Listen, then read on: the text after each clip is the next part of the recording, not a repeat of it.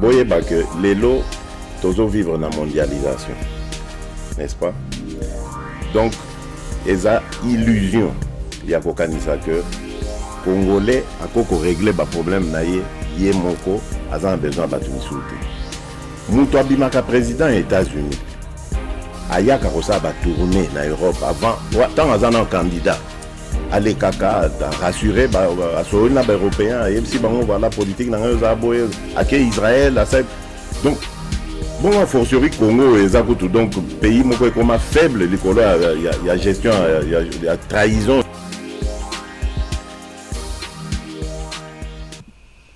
Akoya na Congo basali lango usine mo basali lango banzela basali lango ba chemin de fer oyo ba autoroute basali lango ba biloko ba infrastructure qui peut supporter biso ba production na biso pona biso mo to consommer d'abord avant to bisali bana mboka mutu wana ayebi ke chaque année ou bien chaque mois abandozwa mbongo moko bando bima na revenu wana ekendaka na compte moko na Singapour. Eza neti ke bana na ye bazofutama ou bien koko nazo futama wana eza différent par rapport so mbongo evandaki na France. OK. Biso evandaki na France. So ta mbongo ezo bima ezo kende ti après 15 ans wana peut-être ekobi ko mbongo mo munene ya batu ya revenu ya Congo.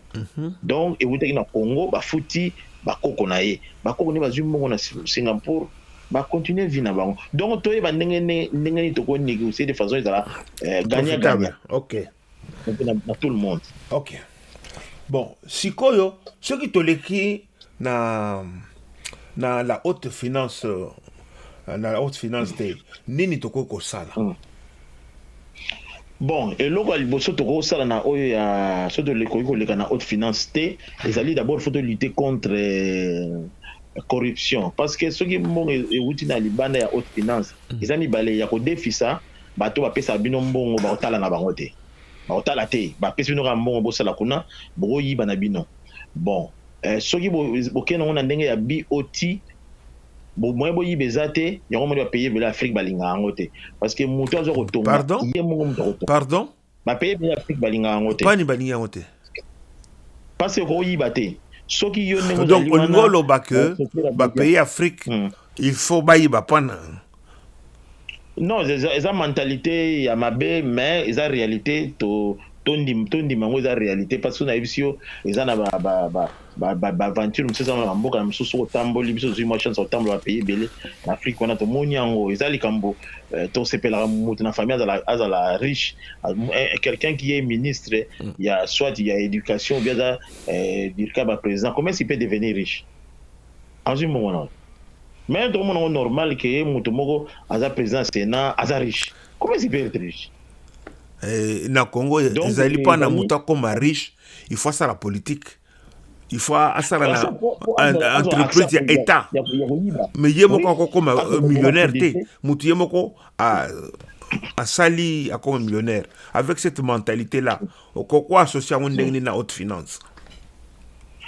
D'abord, et là, ça là que surtout donc on a haute finance, surtout ça là, et là que accès à mbongo faut y a ndenge kendaki na Chine, c'est-à-dire y na ba aide technique.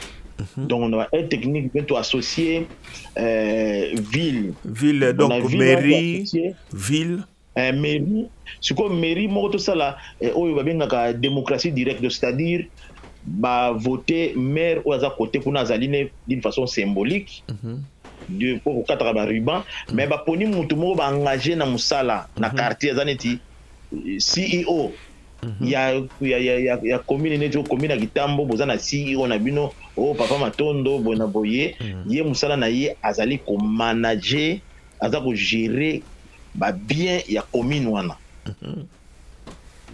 Donc, azali un politicien te, azali mutu kaka normal, wana peut-être à partir de toko bimisa mbongo ya ebele oyo, toko sala nango, ko créer nango pe ba compagnie mususu batu babanda ko zoba mbongo, babanda ko futa ba taxe, babanda ko futa na gouvernement central. Ou bien to banda ko sala nango ba evro ezali ya société, banda ko ya ba logements sociaux, ba bloqué batu babonga. Wana toko sala ngo ndenge wana ou bien batu senga na ndenge ke batu baya ntango mutazo ya ayeye moko a gérer na biso fait toko sala pe wana mais na mbongo na ya gérer mbongo ne ndenge azosala mosala na ye biso tozoyede ye ntina ndenge esili après na nsima toando gérer topesa yango te na bato oyo bazali mpe ya koyiba mpona wana eproduire peut-être baindustrie tokoma tokozwa mpe ide mosusu tokolobake non ok comment est-ce qu'on peut faire bato oyo nyonso balingi baya koinvestir na Congo tozwa mbongo euti na haute finance so ingeya na Congo tosala kaka banzela oyo ezosangisa baprovince donc okozwa ke tokomi na permission ya kosala yango oui toza na permission déjà oui pas liboso tozalaki na permission ya kosala yango te non liboso tozalaki nango na permission te bato bayebaka te pourquoi esalama te. Oui, ça c'est vrai. Liboso, moni tozaki liboso na likambo oyo, les gens croyaient que pona to bonga biloko fo bima libanda mboka. Wani zaki biloko mo archaïque. Na Chine aussi oui. Biloko bima libanda mboka mais Jack Featherstone, sorry. A ko comprendre une chose non. Si les gens faut tout de suite ba produire. Mais il faut que les gens consomment, non? Pour que les gens puissent consommer, il faut créer une classe moyenne. Classe moyenne et où tu as une éducation, santé. Sur un jour, na Congo, le président Moko a une classe à offrir. Santé à offrir. C'est la classe moyenne oyo bisomo ba Congolais to boma en 1980.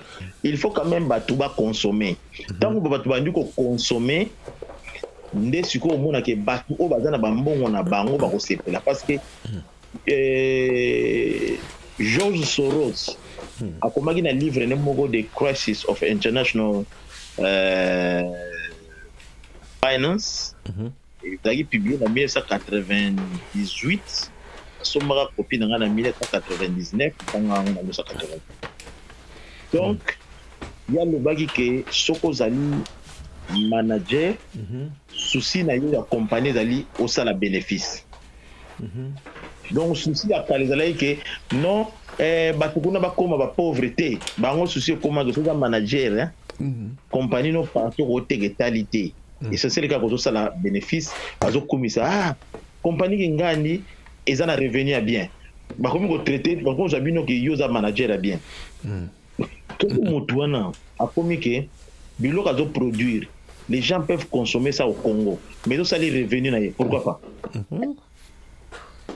na tout comprendre sikoyo yango moni même kaka yango moni même mentalité wana bato baye na Dubaï batali babi non on peut le faire ici na Dubaï bato bazo consommer na Dubaï pourquoi pas siko gouvernement Dubaï eloko esali kaka elobi na bino ke ba compagnie to koya na Dubaï bono futa ta corporate tax te ba compagnie futa tax te na Dubaï ba business nyonso bosala na Dubaï ba transaction na bino wana bo futela ngo tax fortune na fortune na yo na Dubaï yeba ke fortune na yo wana ozana besoin pe o déclarer ngo te ozabe na besoin pe o futela ngo tax te déjà Dubaï sali déjà bien bato nyonso bakolinga bato bafere bakolinga baya kuna po banda ko conclure ba business na bango ou bien basala ba département de finance et ba compagnie na bango ezala na Dubaï siko ezo profiter na pays ndenge Dubaï ya kozasiko ba intérêt Dubaï ayebi ke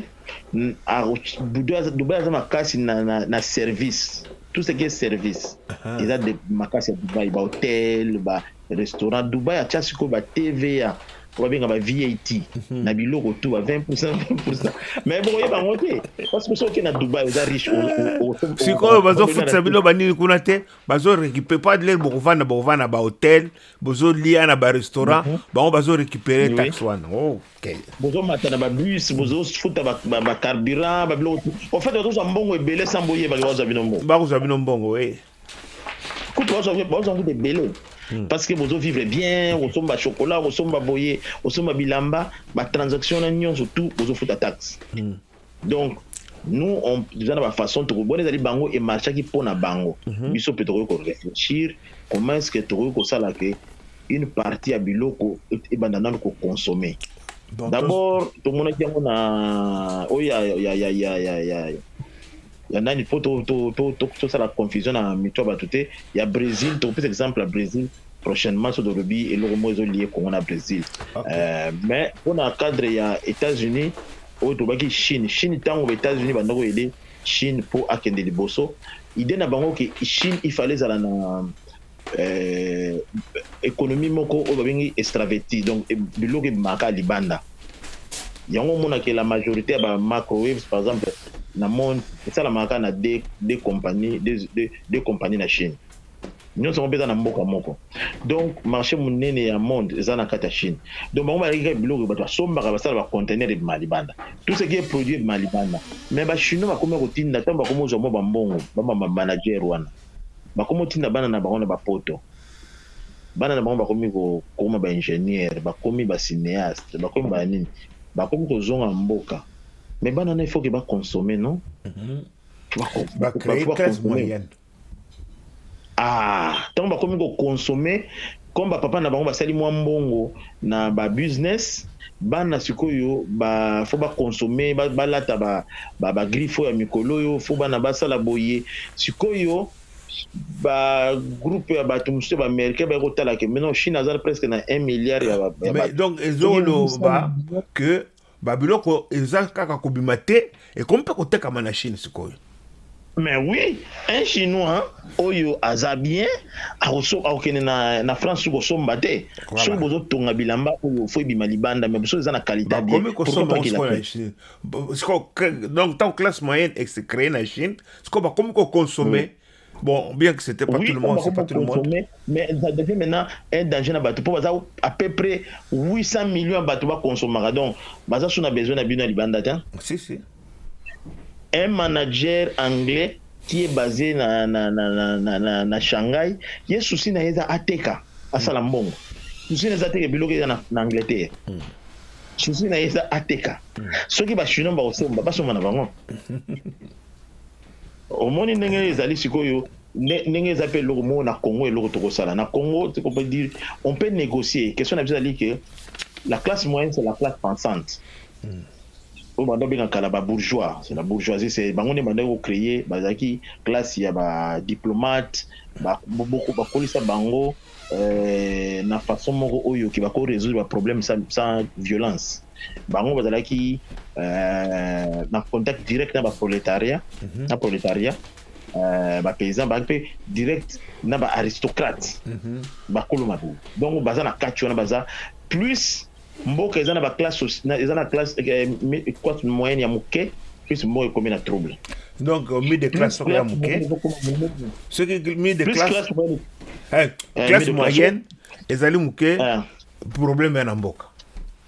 Problème dans la mboka parce que bateau baza ba prolétaire il faut bango ba prouver bazara toujours guerre en permanence entre ba prolétaire depuis l'histoire toujours ba paysan ba prolétaire na ba aristocrate na upper class donc na haute classe ba luka ba prouvaner ce qui bata ya classe ya se wana ba ju pouvoir ba ko sala ba abus ba ko donc c'est ça le mot ya nini mais ba notable na bata na ba village ce qui problème ezali ba sera ba notable bata ba classe moyenne wana ba ngonde mutu ba vandaka ba gérer chef pendant un temps après mo raison na calme. Donc dans le Congo et loko to ça le loko moko oyo le pona biso to to meki ko luka accès dans la haute finance.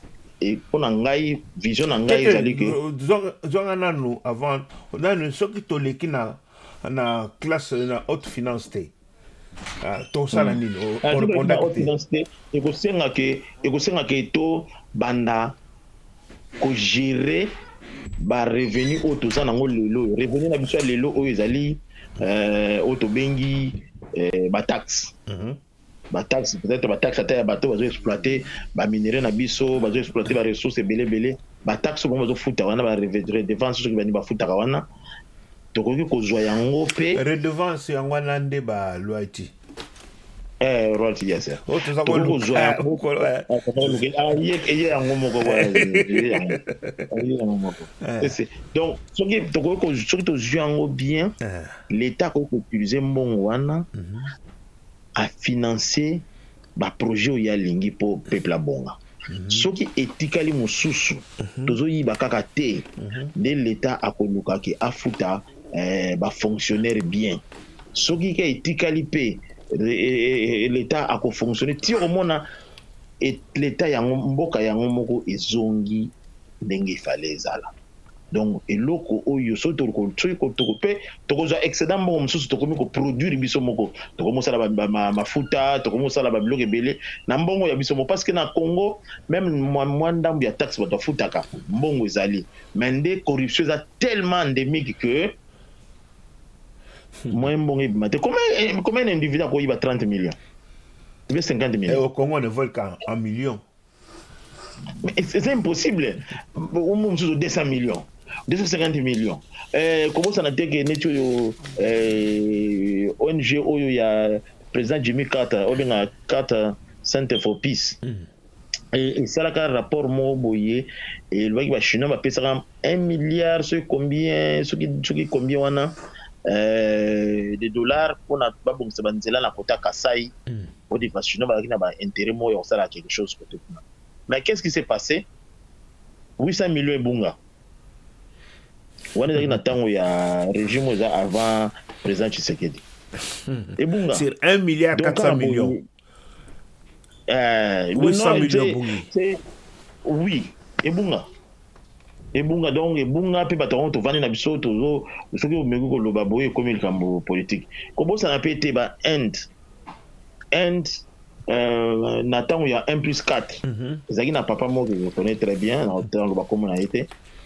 Na Kinshasa na ye a convaincu ki ba Indien à l'époque Indien qui na ambassade du na Congo a convaincu ki bango pour ya ndako ko sa business na Inde ba chambongo ba Indien ba ko sala ba boutique na bango na Congo comme ba Indien banga na business ba ya ba boutique papa na lobi na bango ke bo pesa mbongo moko oyo ba ko bongisa ba nzela bon ba Indien ba pesa mbongo ba pesa 53 millions là je peux le confirmer.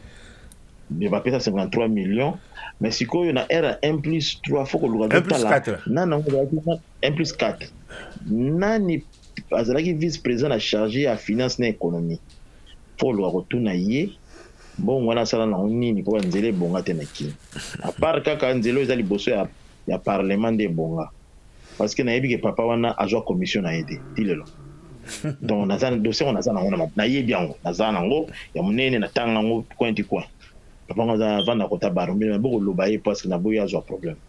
Ok. Donc, comme na suka sikoyo, okoki koyebisa biso oyo ngako loba oyo nakataki yo comment haute finance ekoki ko développer l'économie à Congo.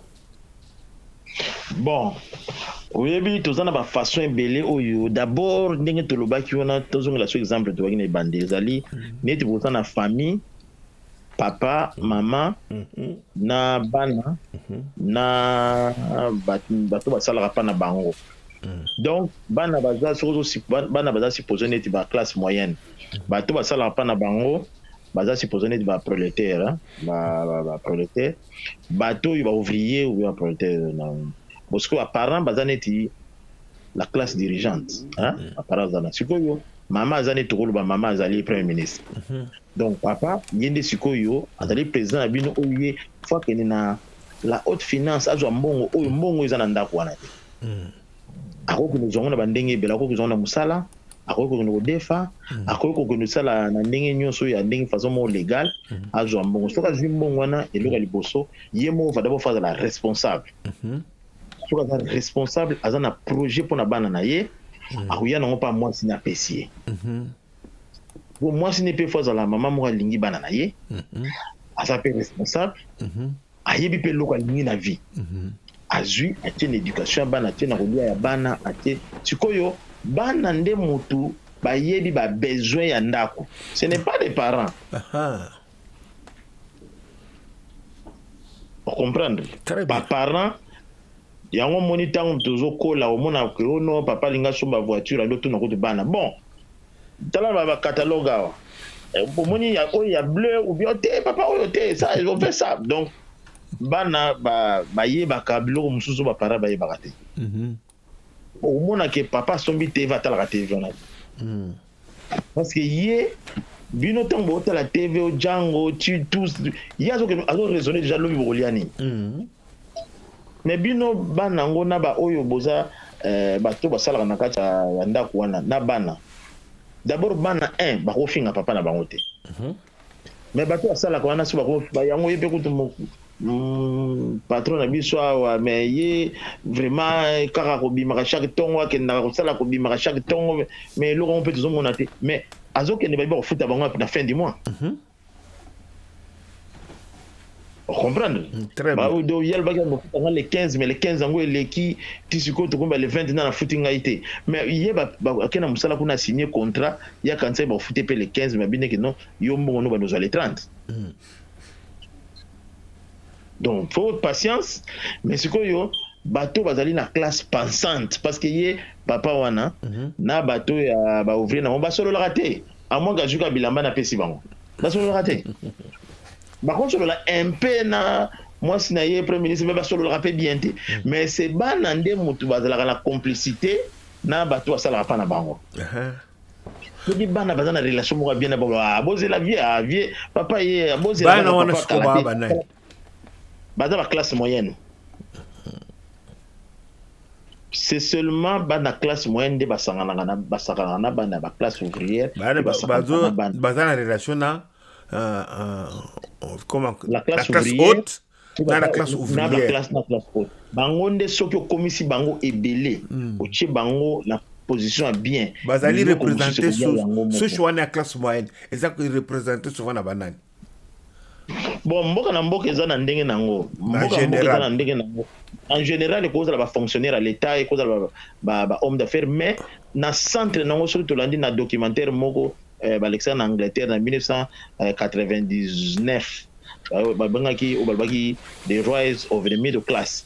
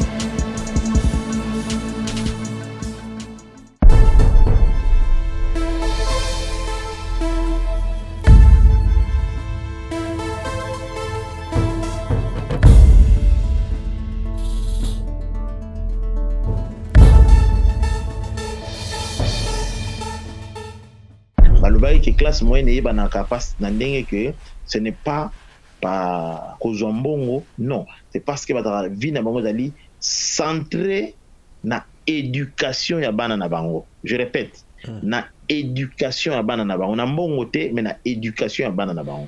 Donc c'est-à-dire soki vous allez na classe oyo ezali na baza basé vie na bango eza basé na éducation ya bana na bango, na prestige nde bango wana nde babenga la classe moyenne. La prestige. La classe prestige ya ndenga sombi ba voiture mitano sombi mapango 20 bien quand tu dis prestige. Wane comme sous prestige, tu wane zali comme matuvi. Prestige ne goza la ka que non moi na nazo azu les premiers de la classe. Prestige ne goza la que non bana ne babundaka te na nzela. Prestige ne mtseko zala ke balobi ne mwana na bali. Prestige ne mtseko zala ke bana ne baza pauvre mais bachaka bambeli na nzela te. Donc moni yazo sepela biloko wana. Donc sikoyo wana zanga te mna lobi eza documentaire wana ezaki na BBC. Soki to loki na BBC to kozwa ngo ngate. Siko BBC balobi différence ezaki yango na la classe ouvrière. Classe ouvrière, tout était basé sur les besoins biologiques, donc c'est-à-dire l'argent. Donc, la classe ouvrière va savoir makambo seulement pour gagner l'argent, seulement pour taper mbozambon. Donc, à la mukina tongo angana sakana katenga wakalar. Il est là. Il faut comprendre la place à outil. Si vous avez classe sociale, vous pouvez continuer. Si vous avez classe sociale, donc il faut déjà deal là-bas. Alors, ça, plus de la moitié de la population besoin raisonner d'engwana. 80%. Là, et comme on a ceux qui ont la classe moyenne, parce que classe moyenne, oui, au Kobomango, à partir de Salana Congo, dans les années 80 ans, on a vu que tu as budget éducation. Donc, quand il budget à classe, il y a fonctionnaire, il y a santé. Déjà, ta classe moyenne, il y a Moussala Naye Zali, a équipé l'État, a salapon à l'État qui paie famille. Donc, tu as l'air basala que l'Ikamouana, de l'air de classe moyenne na Congo, de na niveau tozali. Oui, tant que même besoin de classe moyenne, bateau bazalaki na classe moyenne, C à classe moyenne, bakoyi mbalamo na C. Tant bakoyi na C, il se retrouve pas. Il se retrouve pas parce que les vines zalaki à ko 3 motaki vines zalaki tout autour ya mbongo te, mais il faut vivre, il faut lire. Alors ça ndenge. Donc à côté na partenariat na bateau bazali motivé seulement na argent, na l'argent, il est en motivé na côté ya bateau bien na ko conseil. Donc, il risque aussi de souffrir. Donc, tout ce qu'on a dit dans la classe ouvrière, ceux qui vont mater l'écolo, en Angleterre, ça le social mobility. Donc, ceux qui sont dans la classe ouvrière, ils sont dans la classe moyenne, bien dans la classe dirigeante. Attends, la compagnie, ceux qui sont dans l'ongwe, pour servir na restaurant alinga comme manager pour ba memaye na training pour ba pesa information oyo tango azalaki kopangusa mesa ya restaurant ayeba kité ayebite pourquoi on a créé ce restaurant, pourquoi on fait comme ça, mais tango okene ba former on mona makamde mususu mais soki bo jouer kaka ndengo na ndo pangusa ba mesa wana bo chemba la mon manager akoluka baninga na yo bano pensa mais ça va sentir que yene mutakomo mokonzi mkelwana. Donc c'est classe classe moyenne accent nango ali éducation. Ezali centré l'éducation ça peut makasi na diplomatie bango mutu bazali batoyo bozomona bango bazana ba ambition vraiment te bango au fait baza centré na ko servir la nation. Yazo servir nemboka sala na banque à cause de la wuti na yezo ki wadiye akena na tongo à cause de la banque soki mutaza na olingi ozwa par exemple crédit lui il n'a pas de problème attends les dossiers nous a bien il te donne il a besoin comme un riche toi tu peux devenir riche c'est pas lui donc il y a juste la meilleure temps azo na nda banque na l'état tant bozo ko futa ye bo futi pe na mbongo ya mwana ya bana na ye na ya mwasi na ye po bo gérer bango il ne peut pas réfléchir na makambo ya bana baliaki te pour bana fo balia pe en plus ba classe moyenne ba sombaka biloko cash te wana to connaît mtika bon voilà to comment bon ezala jour musu to bango mais na Congo oui soki tozwi accès na la haute finance tozwango na ndenge ya tozwaki liboso na babanque mondiale wana te parce que babandaki kodefisa biso bambongo tozwango so na ndenge ya kodefa bambongo te mpona toza na façon tokoki koyiba bato bazali wana baza na mentalité ya koyiba toluka nde tozwango na marché financier à partir ya marché financier nde tokozwa bato oyo baza prêt ya koya investir na Congo na oyo babengi baprogramme ya BOT, Build, Operate and Transfer. Sikoyo biso batechnicien na biso oyo ndambo toza na bango wana batechnicien na biso bakovanda na équipe wana banégocie bino mbongo na bino oyo bolingo investir d'abord na banzela soki tosali banzela ebele ezouta bandundu ezokende Équateur ebele ezouta Équateur ezoki Kasai ebele ezouta donc soki tosangisi ndenge wana peut-être d'abord tozotonga banzela wana la classe ouvrière bakozwa misala facilement la classe moyenne bango bakozala na babureau baza bacomptable bazwi mpe misala après mpe ntango babandi kofuta bataxe l'état azwi mpe mbongo oyo abandi kofinanse bagratuité ya enseignement sans bato babanda koyiba donc le temps to réaliser bacommerçant mosusu babandi mpe kosala commerce entre biso na biso tozali à peu près 80 millions de Congolais soki ata 60 millions on commence à consommer même ata basapato apama soki osali usine na basapato mais ata soki oza hollandais osali mbongo mais ils vont venir des usines de production koya na Congo yango moko bon tokomi na suka donc merci pour na mot de fin moi ya suka mpo na ngai nakoki koloba ke biso bakongolais tozali na clé ya réussite na biso avantage na biso lelo ezali ke tozali na mokonzi ya mboka alobi ke naza na besoin namona bakongolais oyo bakomi bamillionnaire bamilliardaire ça peut se faire so tosali toluki bainvestisseur oyo bazwa na ndenge ya BOT parce que yo kozwa baaction bashare na bacompagnie na bango oyo bakoya koinvestir wana mpe bakongolais mosusu babanda koteka biloko de part d'autre soki banzela esalami bien après mpe tokozala na avantage ekozala ke bato wana ntango babiloko na bango bacontrat na bango esili mboka ekotikala biloko wana nyonso soki ezali batongaki 500 immeuble nyonso etikali na Congo soki batikali bausine nyonso etikali na mpa na biso Congo sans toyiba totala ndenge Russie ndenge esali baimmeuble ebele a partir ya BOT oyo bazwi mbongo na marché ya finance bato wana nyonso bazobonga pas mpona bamatière première na bango mais bazali kobonga à partir ya bamontage financier oyo bazwi mbongo na haute finance ezala Dubaï ezala Qatar ezala botala yango na ndenge ya pétrole te parce mosu akoloba noke na Arabie Saoudite baza na pétrole mais compagnie oyo egeraka pétrole na Arabie Saoudite eza ya bango moko te comme nango Amraco Aramco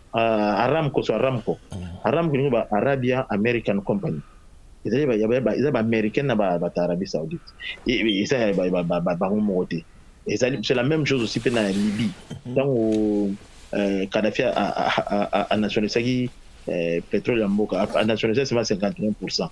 Il y avait aussi d'autres matanga makelele wana donc il y a une façon biso avantage na biso ezake toza na main d'œuvre oyo ebele bato bakoki koya kosala misala na Congo tobanda na banzela oyo moto nyonso akozwa misala facilement tobanda na baimmeuble kotonga baimmeuble na construction eza na bato ekoprofite biso à partir wana nde tokotangisa bato ebele bakokoma baingénieur ya pétrochimie banini nde biso moko tokozala capable ya ko gérer ba ressources na biso ndenge tomonaki na Iran bazali capable de gérer pétrole na bango. Pourquoi? Parce que batanga biloko ya pétrole chimie biso so nationaliser biso, qu'est-ce qu'on a?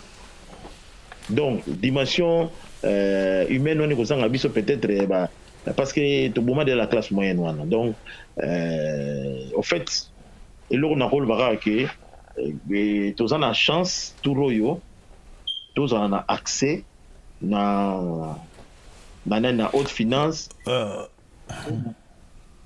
pour na bato na bakoya baza bato mo boya sika to négocier na bango bazali ba banque te bazali ba individu bazali ba mo ba institution mo mike oyo bazora mbongo pe ya bato baye pour na kodefisa biso te parce que ni mama kodefa mbongo te baya to travailler na bango ilongo basala banzela parce que c'est ça image ya ba programme bakonza mboka balingi bokonza mboka lingi na ba collaborateur na ye soki toye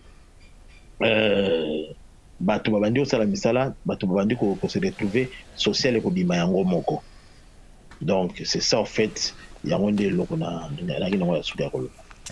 Merci ndeko Frédéric ya Musangi pona émission oyo na onyo so olobi na biso eza ebele tokotala ndenge tokosala yango.